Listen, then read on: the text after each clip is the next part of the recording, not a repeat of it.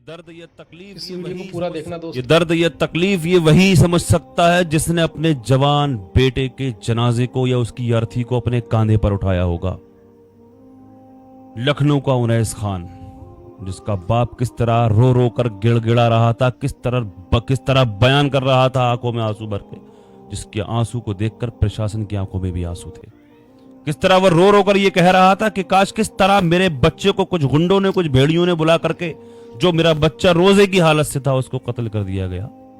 जिसकी पेशानी पर, यहाँ ये एक्सपर्ट लोग काम होते हैं, यहाँ पर एक्सपर्ट लोग के काम, किसी आम हर किसी का काम नहीं हो सकता, एक्सपर्ट का। किस कदर उसके बच्चे को जो रो रहा था और वो ये बयां कर रहा था कि काश अगर ऐसा होता कि बच्चा इनका होता, अगर हमने ये किया होता तो हमारे घरों पर अब तक बुलडोजर चल गया होता।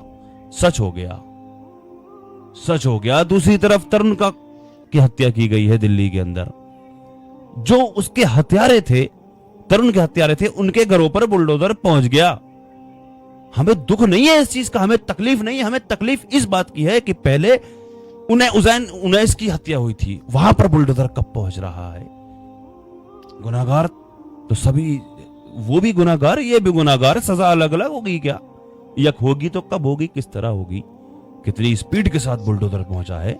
इसी स्पीड के साथ उम्मीद लगाते हैं हमें उम्मीद है कि इसी स्पीड के साथ बुलडोजर उनैस खान के हत्यारों के घरों पर भी पहुंचेगा। वहां पर भी इसी तरह से देखने को तस्वीरें सामने मिलेंगी देखने के लिए। मुसलमानों पे पैगाम देना चाहता हूं, इसी तरह कुटोगे अगर अपनी लीडरशिप कायम नहीं करोगे। जगह जगह कोई आधे इधर बढ़ गए, आधे उधर बढ़ गए, आधे उस वहां बढ़ गए, आधे अपने, तुम लीडरशिप कायम नहीं करोगे। इलेक्शन का टाइम जब आएगा तो आधे आधे बटोगे तुम, लेकिन अपनी तुम लीडरशिप कायम नहीं करोगे तो यही का मामला होगा। दो तरह का अदल और इंसाफ दो तरह का देखने को मिलेगा। हम तो बस हमें तकलीफ इस बात की है कि देखें जरा उस बच्चे, उस बाप को किस तरह रोता हुआ देखा गया, तो वो उसका दर्द नहीं समझा किसी ने, उसका तकलीफ नहीं समझी। तरुण की मां रो रही थी, हमें भी उससे हमदर्दी है, उसका दर्द को सबने समझा, बुलडोजर भी पहुंच गया, लेकिन उनैस खान के बाप का दर्द नहीं समझा किसी ने। उसकी रोती हुई चीखें किसी, उसके माँ बाप की चीखें किसी के दिल पर जाकर नहीं टकराई। उसके हथियारों को, भेड़ियों को सजा कब मिलेगी?